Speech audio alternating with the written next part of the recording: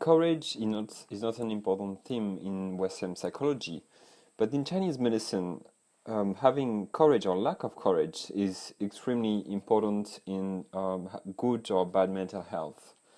Today we're going to explore some sections of the Huangdi Neijing, the Yellow Emperor Classic, and we'll extrapolate some lessons from these sections and see how we can understand the impact of courage on mental health. We'll also give some advices to improve and increase courage and to get a better mental health.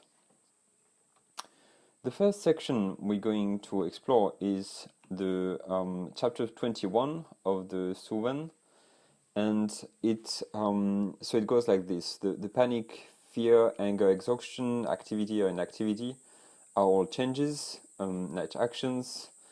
Fright due to falling, panic, crossing a river and falling. In these circumstances, for the brave, qi moves and this is over. For the timid, it sticks and develops into disease. So first of all, we have to see where it starts. It starts with all the changes that happen in someone's life. So they don't say exactly what causes the panic, the fear and anger, etc. But it could be conflict with someone else, it could be anything dangerous, etc. They also talk about exhaustion, so this could be any like stressful event, really, like excessive work, workloads, etc. Activities and inactivities, which can both be sometimes stressful. So it's really shift between the things that happen in someone's life. So that's really what we called life events in Western psychology. It's anything that happens in someone's life. And then they give us some examples of what are these life changes. So, for example, night action. So it may be, some war, battlefield actions at night.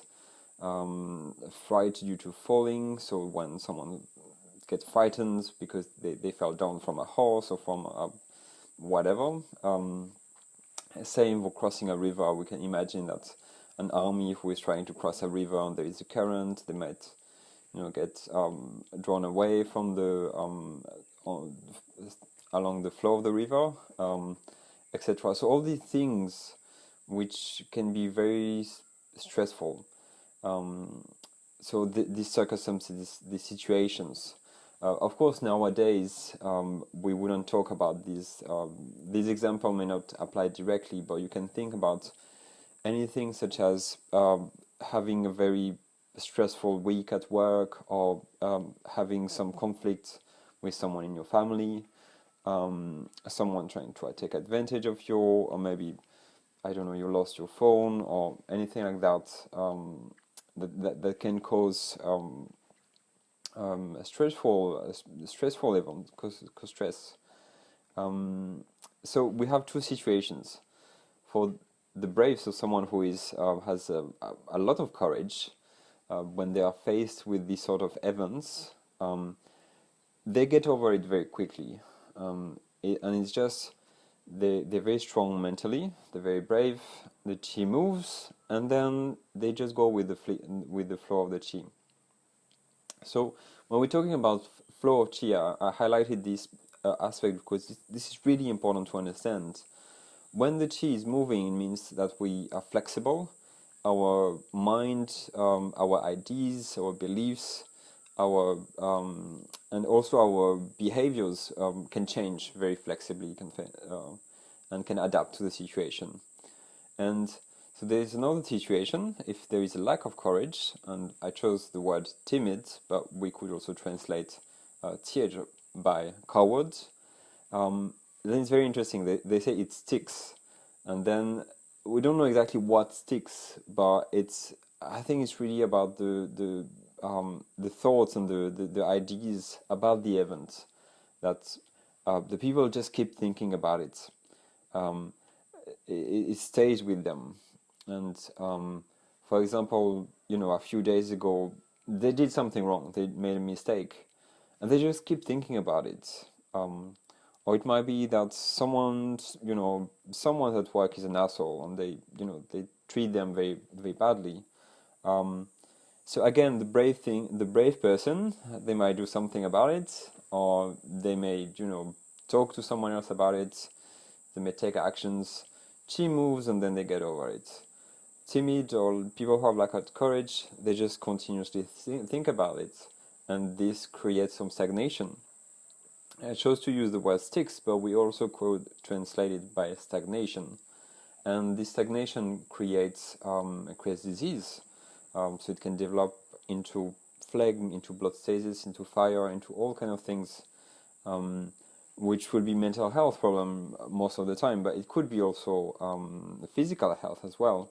But you can think about anything such as anxiety, depression, OCD, panic attacks, or cardiovascular conditions, hypertension, all these things could be a result. So this is an extremely important section of the Suwen. I found it extremely important if you want to understand Chinese medicine psychology. Now we'll go to the next one, which is from the Lingshu, so the second volume of the Huangdi Neijing, and this is chapter 50, and they're talking about the link between courage and the fact that and the pain tolerance, and the fact that this is not always related. So the Yellow Emperor is talking about here about the difference between the brave warrior and the timid warrior. Again, we could translate it by coward warrior. So a brave warrior who does not tolerate pain, so he advances when he's facing difficulties, and it stops when he's in pain. But a timid warrior who does not tolerate pain is afraid as soon as he is hearing difficulties or seeing any difficulties, and they freeze when they are in pain. So here we have one of the main difference between the brave and the timid warriors is what they do when they're facing difficulties. So there's one who is advancing, who is trying to take the weapon and trying to fight and trying to get in there and kill the enemy and etc. etc. The other one, timid warrior, they start to be afraid, and they start to be afraid of their lives, and they freeze. They don't move. They just stay there. They're not advancing. That's one of the main differences. The taking actions or not taking actions when facing difficulties, when facing stressful events, etc. We'll come back to that later.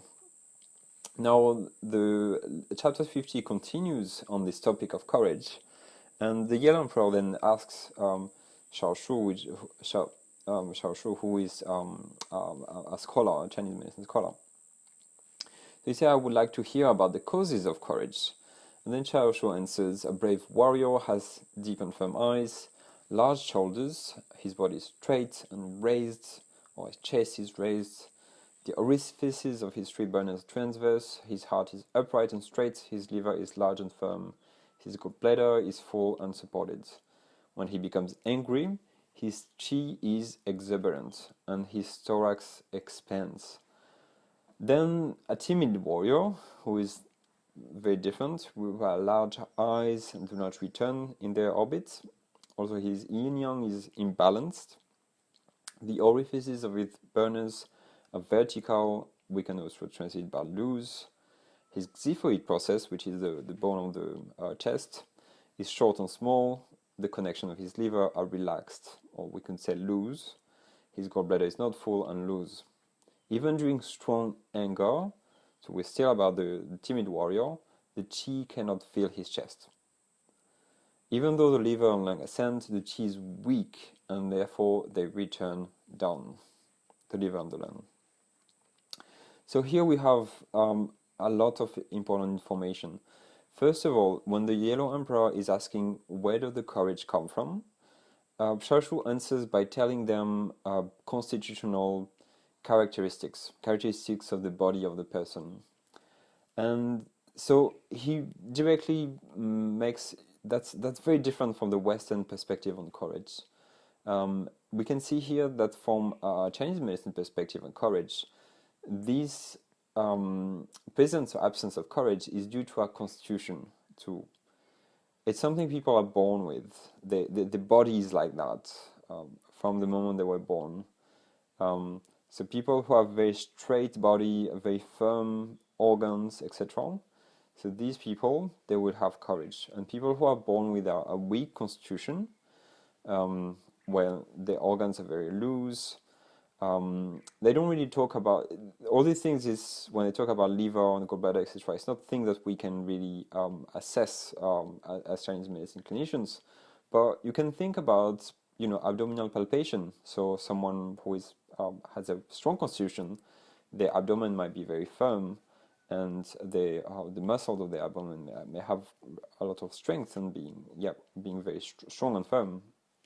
People who have a weak constitution, the abdomen may be very weak and loose, lack of tonicity, etc.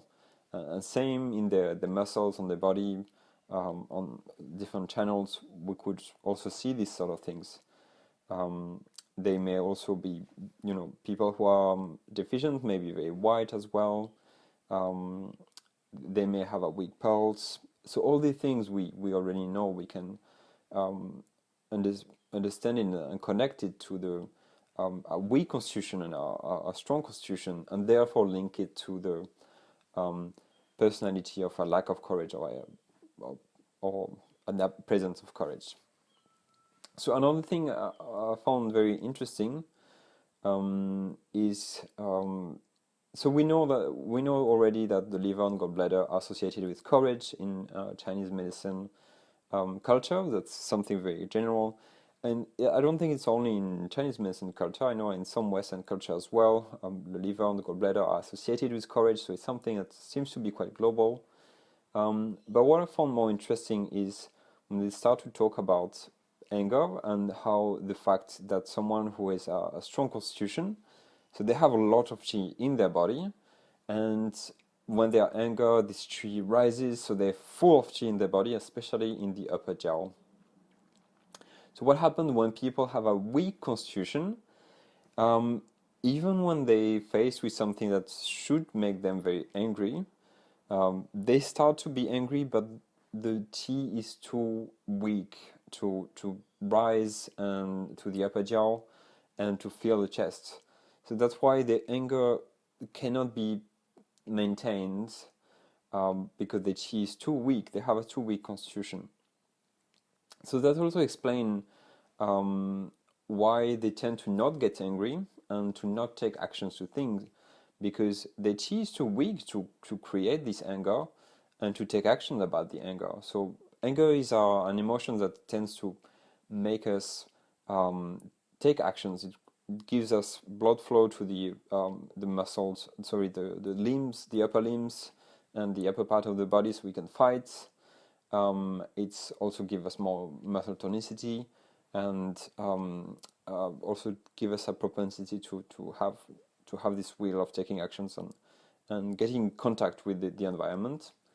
On the opposite, fear and sadness, it's emotions that bring us down, freeze us, make us not want to take actions, and make us want to stay within ourselves, not getting in contact with the environment. So you can see that it's also interesting that there is direction of the emotionality depending on the courage. People who have a strong constitution with a lot of courage, they will tend to get angry easily. People who have a weak constitution, they will tend to have fear and sadness and worry instead of anger.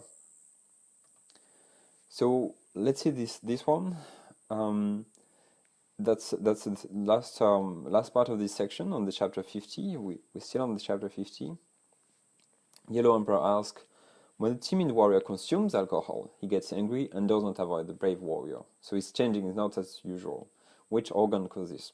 Where does that come from? Then Xiao Shu answered, so when alcohol penetrates into the stomach expands, which is inverted upwards and fills the chest. So we still have this idea that a very tonic substance such as alcohol but we could think about other things such as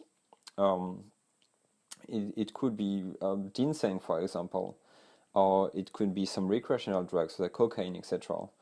Things that make us feel a bit fearless. So these are strong tonic things that really excite the chi and make give us at least an impression of having a full chi or excessive chi. So what happens is when we have this excessive chi, it moves upwards and fills the chest, so we feel very angry. But this is not a sustainable thing. It's only an impression. It's an illusion, really, of courage. But it's not real courage because the constitution of the person is still weak. But it's good to understand this because now we understand how alcohol can bring courage to people because it can strengthen the chi and reinforce the chi. We can think about better solutions that do the same without having all the side effects of alcohol. So let's try to summarize all this knowledge from the Yellow Emperor Classic. First of all, stressful events. They create emotional reaction. They create stress reaction, with which is associated in Chinese medicine with constraints. You can call that liver constraint, chi constraint, etc., which is already also related with fire and heat. So that's basically what happens when we're facing stressful events. These stress reactions, we can then further lead to other problems with phlegm, with blood stasis, with deficiency. The liver can attack the spleen. It can consume also the blood and essence, all the things, and create a situation of anxiety, depression, insomnia, obsessions, panic attack, all these things. Now, what is very important to understand is that there is a factor that will influence our reaction to these stressful events, and that's not only the stressful events themselves that create all this chain. There's really this lack of courage that will determine our reaction to stressful events. So someone who is very brave and has a lot of courage, they will have a behavioral reaction. They will fight back, they will shout, they will go and talk to a friend, they will do something about it. Or they may change it into another action they're doing, maybe into sport or something. Anyway, they will try to externalize it. People who have a lack of courage, they will not really take action about this stressful event, and what happens is this stressful event stay with themselves, and they keep thinking about it all the time. And these negative thoughts will be associated with worries, with fear, with depression, etc. All these negative emotions, which can develop into later on into anxiety, depression, etc. disorders. What is also very important to understand is this lack of courage is due to a weak constitution. So this is something that is not only psychological. It's something that comes from our body constitution, and we may have a weak constitution for lots of different reasons, but for a lot of people this is just natural. They from the moment they were born, they have this weak constitution, which leads to a lack of courage. And I think you can understand it this way: is people who are weak, and especially have this kind of chi deficiency, the body is already deficient in chi, so they will try to protect themselves as much as possible. So that's why they tend to interact less with the environment. The chi is too weak to expand and create this interaction with the environment. That's why they lack of courage. They don't want to interact with it. They stay with themselves, and they stay within themselves as well. Okay, so let's try to see how these concept of being brave or being timid, what is the context of this courage in psychology. So this aspect of being brave is also about confidence. So and it's a double, it's bidirectional. When people are very, very confident inside themselves, like they have very positive beliefs about themselves. I'm very, I'm a great person. I'm very able, have lots of advantages. I've done great things in my life, etc., etc. So all this confidence will make them braver as well. There's also this idea of action. So people who are brave, they will tend to take actions, and also they tend to take risks. There's also being brave also related with young emotions. So when we talk about young emotions, it's emotions that bring the chi upwards and bring some more interaction with the environment. So it's basically anger, especially expressed anger, and happiness or joy. So all these emotions are more young emotions. On the opposite, timid people, the lack of confidence. They may have lots of negative beliefs about themselves. I'm not good enough, I'm not lovable, I'm not blah blah blah, I can't do anything right, etc., etc. They may also have an introverted personality, whereas brave people have a more extroverted personality. So we talked about the interaction with the environment. There's also this idea of inaction. So timid people or coward people, they tend to take less actions when they're facing adverse, not adverse, but life events, things that happen in their life. And that's why these things stay within themselves. They tend to experience more yin emotions. So we're talking about fear, worry, sadness, etc., etc. All right. So we can see that this is a whole thing. It's not just about courage. Courage will be related with our interaction with people, the way we act. It will be related with our confidence, etc., and our personality. So I think most people have heard about courage in the context of heart and gallbladder deficiency. And this is, I think in modern TCM, we tend to have simplified things a little bit. So it's always, lack of courage. Oh yeah, it's heart and gallbladder deficiency. I think it's more complicated than that. Although I want to agree that there's a deficiency going on here, but when you see the literature, the classic literature, and when you observe also and analyze the clinical reasoning of modern clinicians, you will see that lack of courage is not only related with this heart and blood deficiency, but it's more a global deficiency, and especially a constitutional deficiency. So, of course, we can talk about the heart, the liver, the gallbladder, and the kidney as well, because kidney is related with the willpower, which is also related with this courage. But I think it's a more global deficiency. I don't want to limit it to Qi deficiency, but yes, there is definitely a tendency toward Qi deficiency. But it could be also essence deficiency and blood deficiency in this whole context of deficiency. Maybe this is related with original Qi deficiency or Yuan source Qi deficiency, but this is not really sure.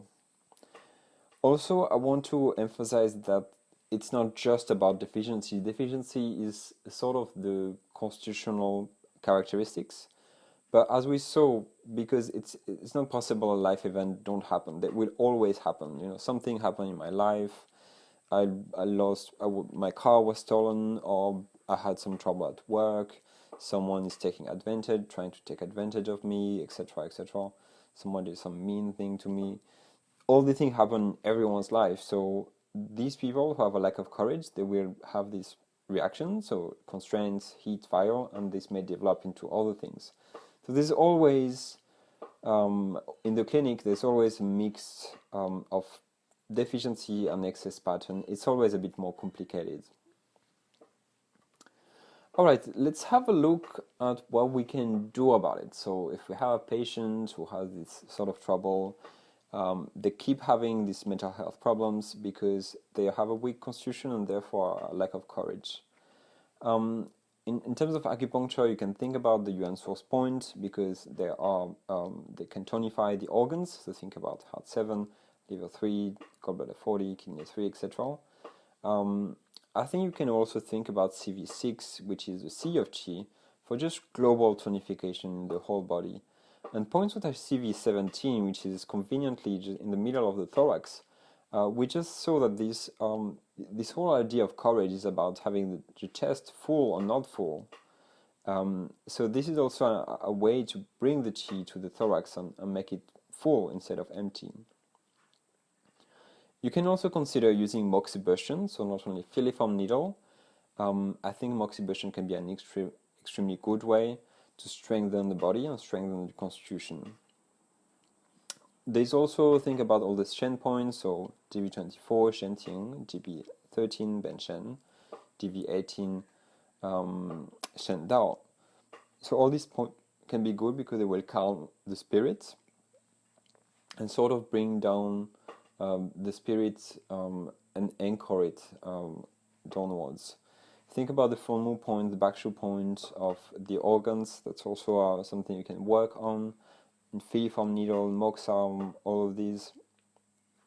And again, there will always be a mix of different things. So there might be stomach deficiency, there might be liver qi constraint, there might be some phlegm, some blood stasis, there might be some kidney deficiency going on. So according to the situation, you may need to adjust the treatment. So it's not only about, again, heart and gallbladder deficiency, but it's a more global thing. All right, let's see a few. I think there are two formulas that's really appropriate for this lack of courage. The first is Xiao Bu Gan Tang, which is a formula from the Fu Xing Zue. It literally means minor liver tonic decoction, so it's used to strengthen liver, which will, of course, strengthen the courage. And when you look at the original indication in the Fu Xing Zue, it's fear and suspicion in the heart, abundant nightmares sometimes, and qi surging upward to the heart, so sometimes with sweating and sometimes with vertigo. So we can see that it feels like someone who has a bit of a lack of courage. He's always a bit fearful, always a bit suspicious about people and about taking decisions, etc. Nightmares, I will talk about that a bit later.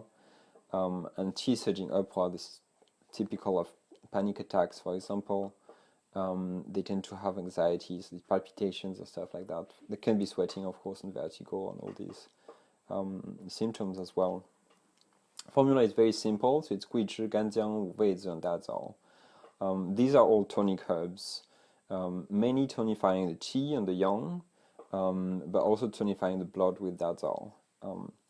Importantly, so they are pungent taste. Guizhi and Ganjiang are both pungent. So there's this idea of not only bring the qi upwards, but also dispersing. You want to disperse at the same time because there might be some stagnation at the same time. Weizi is a more tonic herb. It's also relatively warm, but it's also a bit sour as well, so it's good for the liver. And Da Zao is also it's sweet, so it can also relax the liver at the same time. This is a really good formula for this. You see this global deficiency that related with constitution and with lack of courage. Another one is Anshen Dingzhiwan, which is there are different versions of this formula, but the one we are talking about is from the Yixue Xinwu. Literally, it means it's a pill to calm the spirits and stabilize the emotions. And the indication from the original book is panic, restless sleep. Very interestingly also, the panic startled with panic and palpitation during his dreams. So we have again this idea of dreams coming back, and I wanted to say also that modern research, so modern psychology have done some research on dreams, and that we found very interestingly that the type of emotion regulation strategies will impact dreams. And basically, people who externalize their emotions and take actions about their emotions, which is a good emotion regulation techniques and strategies, they will have less dreams and less nightmares. But people who inhibit their emotions, which is a dysfunctional emotion regulation strategy, they will have dreams at night. So it seems like dreams are a way of the body to try to regulate and manage the emotions that were not managed very well during the day. And I found it really fascinating, but I wanted to share this with you. The formula of ancient Jingzhuan also very simple. We have Renshen here to strengthen the qi, and again, I think this is the idea of original qi strengthening. All the other herbs, Fuling, Fushen, Yuan Zhi Chang Pu Long Chi, all of them are Shen calming herbs. So you can see that this is more on an acute stage. It's less about the constitution and more about managing symptoms. But at the same time, you have Renshen, which is here for the constitution, for the root of the problem. Depending on the situation, consider basically any tonic formula, and even formula for liver constraint, phlegm. You can think about them. So think about Shengmai Yin for the heart, Buzhong Yi Qi Tang if it's more middle jiao problem, Jingui Shen Qi Wan if it's more lower jiao, Xian Tang especially if it's related with menopause, and formula would consider to combine with Xiao Bu Gan Tang and Ancient Jingzhuan. Alright, so even though, so we talked about courage and how we can help this problem of lack of courage with acupuncture and herbs, and I think these are great methods, but at the same time I think there are more directly accurate methods for this type of problem of lack of courage personality. And the first thing that was really targeted would be courage training. So this is really behavioral therapy what we're talking about. And what's important to understand about courage training, so it's about building up courage. And how do you do that? You do that by facing whatever is challenging for you. And it's important that it doesn't have to be something that is necessarily difficult for everyone, such as, skydiving or, anything that looks dangerous, facing a snake or a lion or something like that. It's more about something that people are afraid specifically. For example, for me, it's very difficult for me to talk in a crowd or talk to other people when there are lots of people around me. If I'm very worried about talking in these situations, then I need to do that. I need to get trained to do that. It's not being trained; it's really doing it. That's all. There's no training really involved. It's just about doing the action. And every time you do whatever is challenging for you, so it could be walking in a dark room, it could be talking to a stranger, it could be anything really. It could be going out without makeup, whatever makes you feel uncomfortable. You do it, and after you've done it, you have to encourage yourself or give yourself a small reward, which is a behavioral reinforcement. So this process of courage training, of course, it can be helped by a psychotherapist, and even if you are a Chinese medicine practitioner, you can also try to do this with your patients, so building up the courage by facing whatever is challenging for them, and then giving them positive reinforcement after that. And every time people are try to face the thing that are challenging for them, the courage will become higher and higher. The second technique I use a lot in the clinic for this sort of level of courage is hypnosis. And hypnosis can be really good at changing people's beliefs about themselves and about what they can do, etc. the sort of suggestion you would use for someone who has a lack of courage with this weak constitution, so that would be everything that give them more value and make them feel more confident. So you would go like something else. You're a great person. You've achieved so many things. You may give, you have brought kids up, and it was very difficult, but you managed to do that. You achieved. It was very competitive in your workplace, but you managed to get promotions. You achieved your degree, or whatever they have achieved. You can reinforce that, reinforcing everything that they're doing well, reinforcing the fact that they're trying to get better, reinforcing anything positive about them, and also you can do some more situational things related with the behavioral aspect. So, for example, if they really want to be able to talk in public, you can put them in a situation where they're talking in public to other people, and you can let them imagine that they're very confident and they speak very well, and everyone is happy about them. I found it really effective for this type of situation. And you can combine this absolutely with acupuncture. So what I do a lot is I start with acupuncture, I do a little bit of relaxation, and I start directly giving suggestions. There's also research about posture, which I found extremely interesting. And that research shows that people who have a power posture, so this is like in this picture when you see people extending their arms, or who you can look out on Google what's a power posture, but it's basically any posture that makes you feel strong and relaxed and comfortable.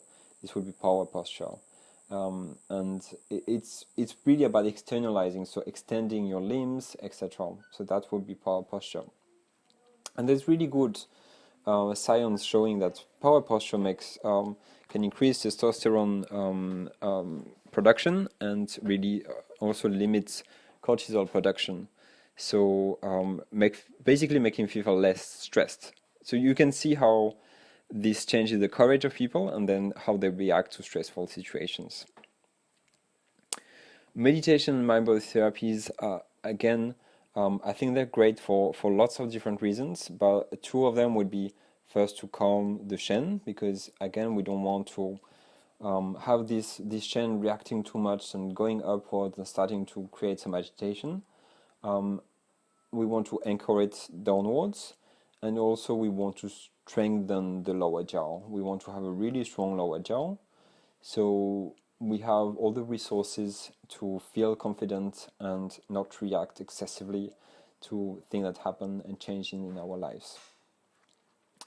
So in summary, basically, we've talked about a few sections of the Huangdi Neijing and how the fact that courage is an important factor in how we react to stressful situations. And basically, when we have a strong courage, our team moves flows very well, and we don't have stagnation. But if we have a lack of courage, these ideas stays with us, and they create stagnation. We can create other problems after that.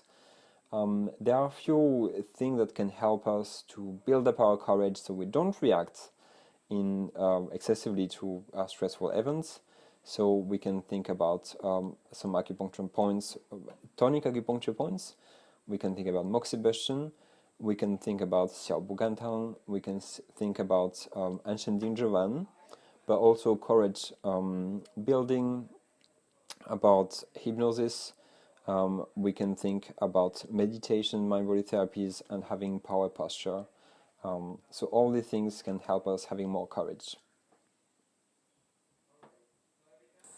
My name is Yoann Birling. I'm a clinician, lecturer, and researcher in Chinese medicine. We're going to upload videos on health, Chinese medicine, and psychology weekly, so please subscribe to the channel. Like this video if you did like it, and take care.